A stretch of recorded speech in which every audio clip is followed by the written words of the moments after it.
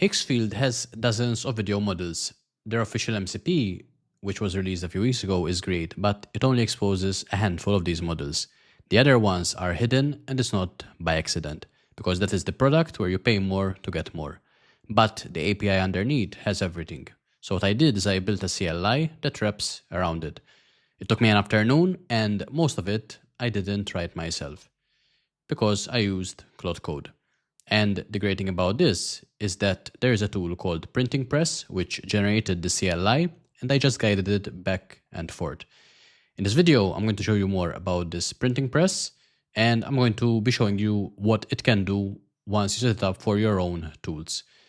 Before we do, if you're new to this channel, I've been building AI and automations for the last several years. I've trained thousands of students across different communities, and I keep seeing the same mistake. People are now bolting another MCP onto their agent.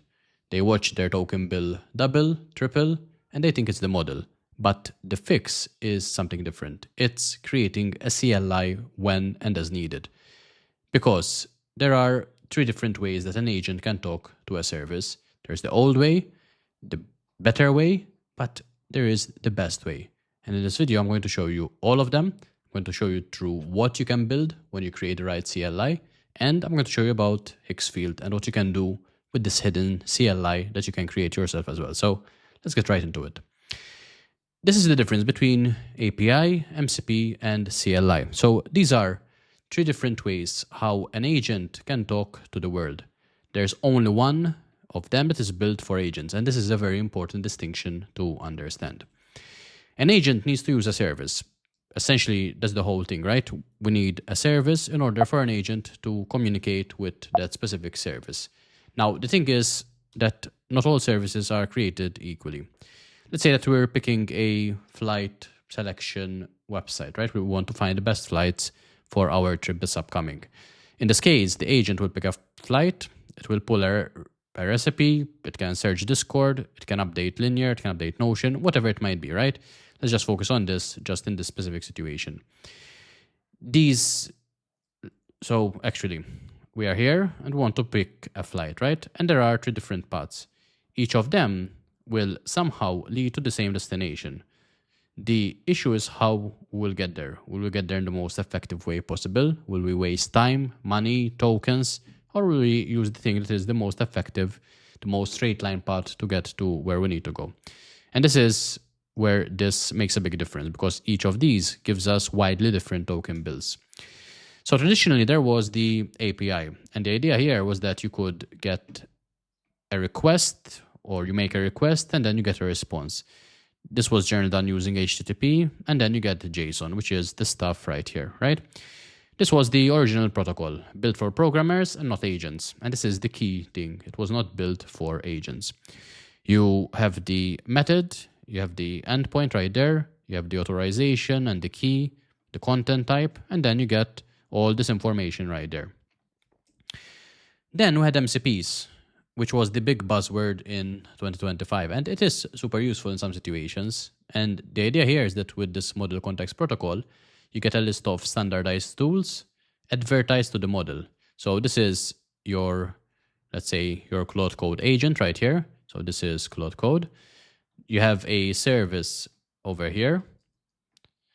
And the thing is that they don't need to know how to really communicate, because all that is happening is that Claude Code right here knows one language, the service knows another, and via this MCP right here, they can communicate together in a way that makes sense. It's like, I know one language, you know another language, and there's a translator here in the middle. So this is what an MCP does. The problem with that, and to make that happen, is that there is a lot of token usage. Like in this case, there are 27 different tools that our Claude Code will need to know about, which means that we get a lot of token burn before you actually call anything.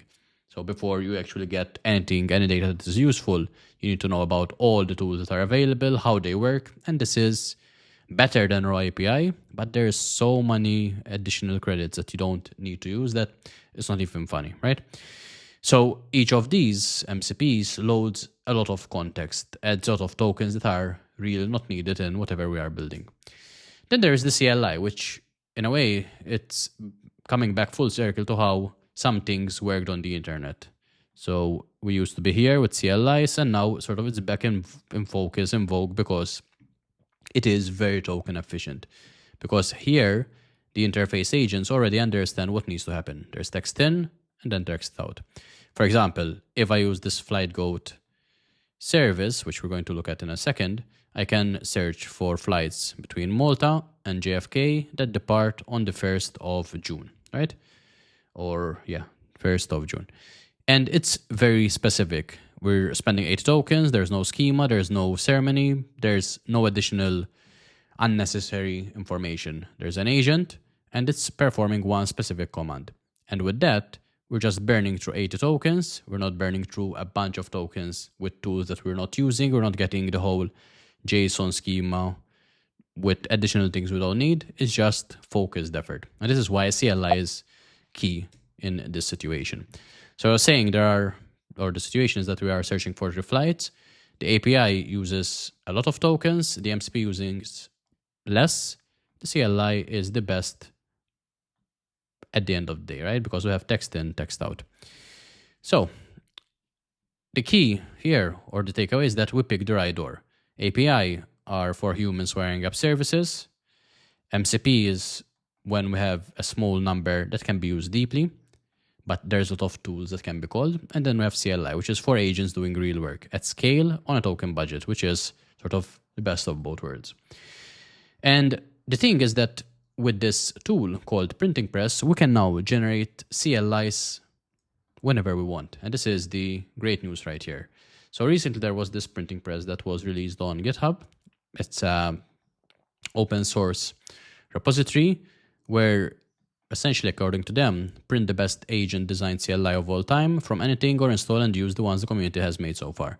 So it already has this starter pack, which has 4 handpicked CLIs and skills in one command. And the idea here is that we have ESPN, we have flight goat, we have recipe goat, and we have movie goat. So the idea is that we have a bunch of CLIs that are available already. We can install the binary so that we can create our own, or we can clone the skill. So here we also have the skill that would allow us to sort of understand how this printing press works. So if I go here and let's go to .claude and let's look at this right here. Actually, let me go back up here. Skills. And we have the different skills that are included within this repository, right? If we look at the README right here, it says that nothing is more valuable than time and money. In a world of AI agents, that's speed and token spend. A well-designed CLI is muscle memory for an agent. No hunting through docs, no wrong turns, no wasted tokens. And that is what we want. So if you wanted to test this out, for example, with this starter pack, all you would do is copy that. And then if you go to your command prompt, and let's say I'm just going to go to my GitHub. I'm going to create a new folder called Printing Press Test, and I'm going to change directory into it. I'm going to start Claude Code right here. And what I'm going to do is I'm going to say install and just paste that in there. We can also just use the npx link to install this directly into our repository.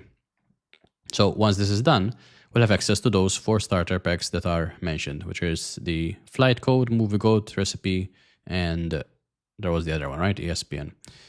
It looks like this resolves to a bundle of 4 plugins, but one is missing. Okay, cool. So here it's saying try installing individual plugins. So let's just try /exit. And let's just paste the command right here. Let's copy that. Paste this in here. Okay, and still saying there's a missing registry, which is fine. It was working when I tried that earlier. Now, the thing is, or the most important valuable thing would be, let's just start Claude Code in here. If I go in here, I want to install the press binary, because this will allow me to create CLIs for myself as well. And this is obviously the benefit of it. It's cool to have ESPN or flight code, but what we're doing here, and what I'm going to show you, is how to use Higgsfield. So this is me playing around. And the idea is that on Higgsfield, if I look at the image models, for example, you have a few that are unlimited. The thing is that when you use the MCP that they officially released, you don't have access to these unlimited models. I asked, and they said it's not part of what they offer. So creating a CLI allows you to do the whole thing as if you are right here within the user interface. So you would be able to sort of enable this unlimited, and this will allow you to have generations that do not go towards your credit limit right here. And that is a very great thing to have. So let me show you how to do that. If I go here, I can clone the skill right here. So I can copy this, or I can go with the press binary, right? The binary is what generates CLIs from an spec. So could go with that, could go with this, and we would go in here. We could exit there. And now let's just run this again. I'm going to say install that. Now, since I don't have the command go isn't installed, it will install that first via brew since I'm on a Mac, and then it will be able to install this on my computer. So you'll be able to do that. And then the idea is that once you have that installed, you'll go back and forth in order to create the necessary skills or the necessary CLI for whatever service you want. In my case, let me just show you what it looks like for what I created. So in my case, I created this Higgsfield CLI, where the idea is that I can use any of these models that are on the free tier, and I'm also testing with that. The thing is that with this Higgsfield, there are some models that are 7-day unlimited, which is sort of, as it sounds, unlimited for the first 7 days that you get the plan. And then there are those that are 365 unlimited, which are unlimited for the whole duration of your membership if you go for yearly. So in my case, with testing, I discovered that these are the models that allow free unlimited. It's important that as you're going back and forth with this CLI or building the CLI via the tool called Printing Press, is that you're keeping a record, you're getting Claude Code to update the code once you learn that something works or doesn't. Because unfortunately, the Higgsfield documentation isn't the best it can be. So now that I have this established, I can say, okay, let's use, for example, Seedream 5 to generate an image using unlimited credits for a man recording a YouTube video in his home studio. And now, just using natural English, this is able to know how to do that directly from Claude Code. The thing is that this can also be bundled up into some sort of web application as well. So you wouldn't need to have a conversation with Claude Code right here. Since this knows how to do it, it will now go to Higgsfield.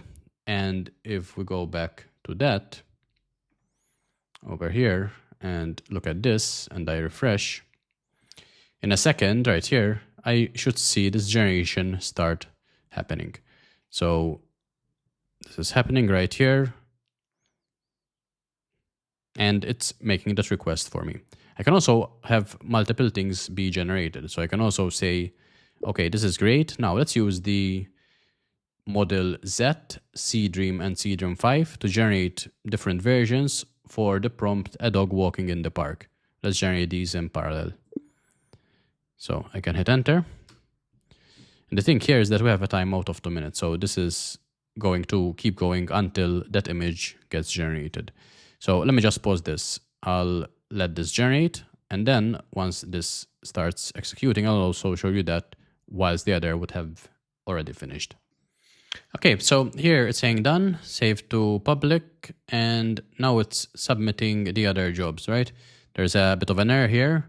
So it is going to check the status and then grab the results. In the meantime, let me just pull up those or this right here, the public folder, and see if this is actually, if this was generated. So if I pull this up, these were some images from before. If I look at the last modified, we get this right here, which is obviously based on the prompt that I gave it, which was a man recording a YouTube video in his home studio, right? So this is generated right here.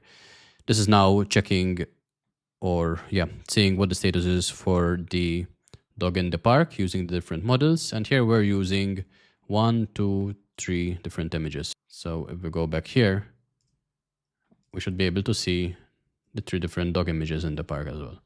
So this is now working as expected. If I go back here and I refresh this, I should also see a record of these 3 dog images that are generated or that were generated right here.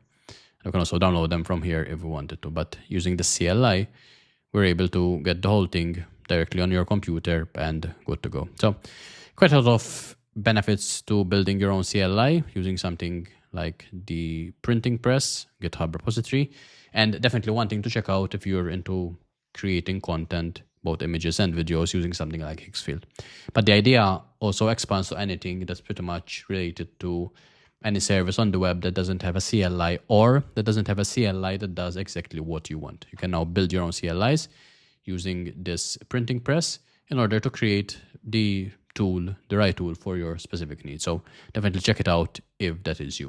In the meantime, check out the link in the description. There's a link to my school community that shows you how to be a great content creator in this digital age. So if you create anything related to text, images, videos, that is the community for you to check out and learn from. It's at the very beginning, so I'm building courses based on your specific requests. So now is a great time to hop into that community and get in as part of the first group of people in that community. Share what's happening, share your problems, the solutions that you find with others in the community as well. It's a small group, it's a great group as well, and it's only going to get better from here on out. So check it out in the link in the description. This is the video for you to check out to ensure that you don't fall behind in this day and age.